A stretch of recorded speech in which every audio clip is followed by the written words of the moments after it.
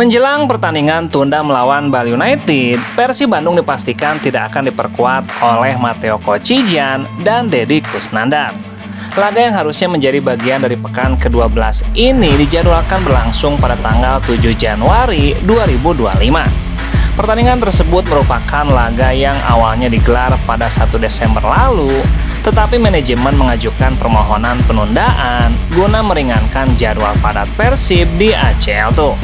Di laga pekan ke-11 melawan Borneo FC, Matteo Kocijan mendapatkan kartu kuning keempatnya yang diharuskan untuk absen sesuai dengan regulasi yang diterapkan di Liga 1.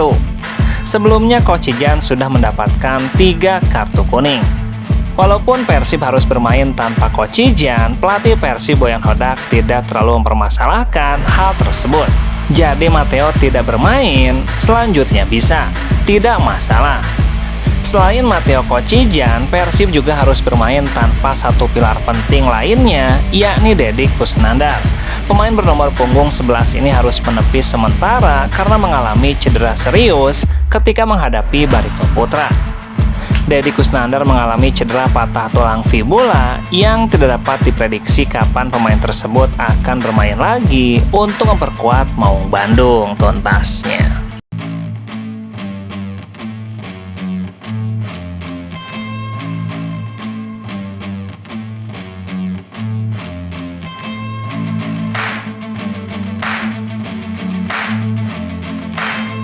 Keputusan Persib Bandung mempromosikan Zulkifli Lukmansyah dari tim junior memunculkan anggapan miring.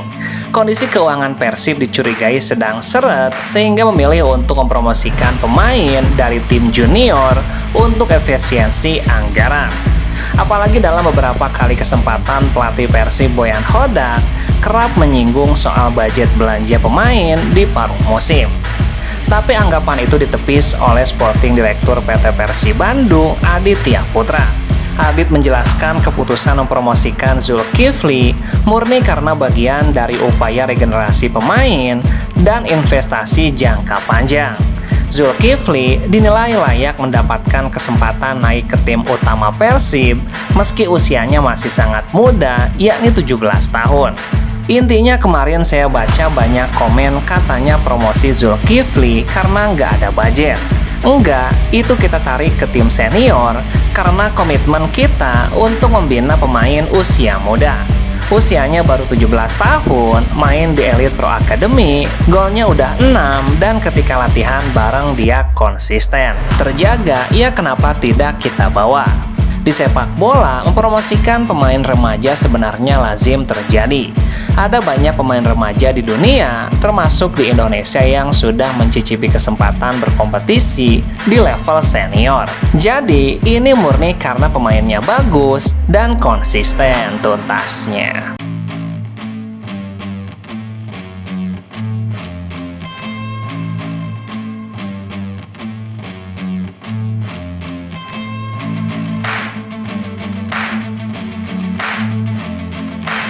Sporting Direktur PT Persib Bandung, Aditya Putra, mengungkapkan harapannya untuk Persib Bandung di putaran kedua. Ia mengungkapkan bahwa dirinya berharap Persib bisa terus konsisten di putaran kedua agar Maung Bandung mampu menjadi juara back-to-back di Liga 1. Adit juga meminta doa kepada seluruh bobotoh Persib Bandung. Konsisten dan saya minta doanya. Main bola kan banyak faktor teknis dan non-teknis. Teknisnya insya Allah kita coba maksimal, non-teknisnya bantu sama-sama juga. Adit kemudian mengungkapkan perasaannya setelah Persib Bandung menjadi juara paruh musim dan masih belum terkalahkan dalam 16 pertandingan awal Liga 1. Ia mengatakan bahwa hal tersebut perlu dirayakan, namun tidak sampai membuat tim Persib dan bobotoh menjadi jumawa.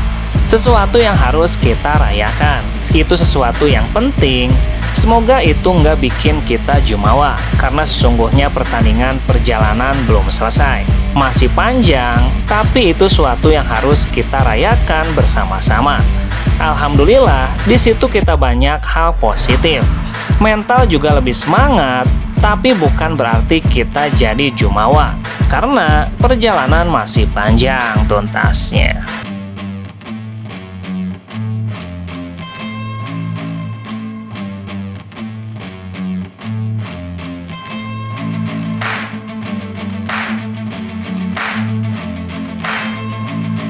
Asnawi Mangku Alam yang disebut-sebut bakal bermain untuk Persib ternyata memilih untuk memperpanjang kontraknya dengan klub asal Thailand Port FC. Pelatih Persib Bandung, Boyan Hodak, meski hanya sebatas guyonan, sempat mengajak Asnawi untuk bermain di klub asuhannya. Saya bercanda bertanya kepada dia, Asnawi, kapan akan bergabung dengan Persib? Guyonan Boyan Hodak tersebut terlontar saat Persib Bandung menghadapi Port FC pada ajang Asia Champions Liga 2. Meski hanya guyonan, Boyan Hodak memiliki alasan mengajak Asnawi bergabung dengan Persib. Selain karena permainannya yang ciamik, Boyan menyebutkan memiliki hubungan baik dengan Asnawi. Asnawi, pemain saya yang berada di PSM ketika dia masih muda. Selain mempunyai hubungan baik, ia juga kerap berbincang dengan Asnawi. Namun menurutnya, anggarannya menjadi masalah. Namun, pada pertengahan musim ini, kepastian Asnawi memperpanjang kontrak bersama Port FC terungkap dalam akun sosial media pribadinya. Port FC sepakat untuk melanjutkan kerjasama dengan Asnawi hingga 2029. Pada musim 2024-2025, Asnawi tidak tergantikan di skuad utama Port FC. Tidak hanya itu, ia juga kerap menjadi pilihan utama Port FC saat tampil di Liga Champions Asia 2. Berkat performanya yang stabil, Port FC akhirnya memperpanjang kontrak pemain timnas Indonesia tersebut tuntasnya.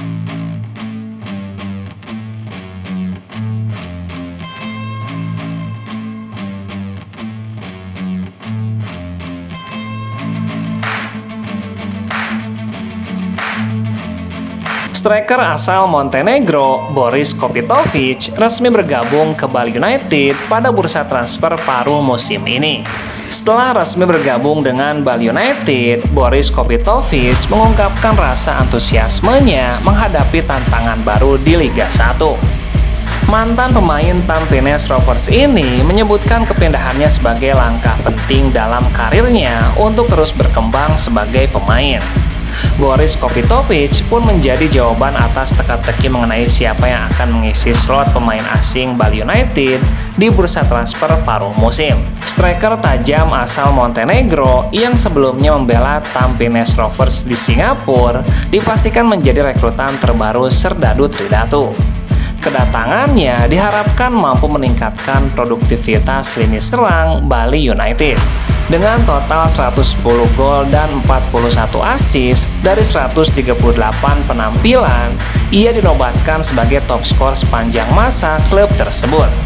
Pelatih Bali United, Stefano Cogura, mengharapkan Boris Kopitovic bisa segera beradaptasi dengan tim untuk memberikan kontribusi maksimal di sisa musim. Namun pastinya Boris belum bisa dimainkan saat Bali United menghadapi Persib Bandung karena ini merupakan laga tunda tuntasnya.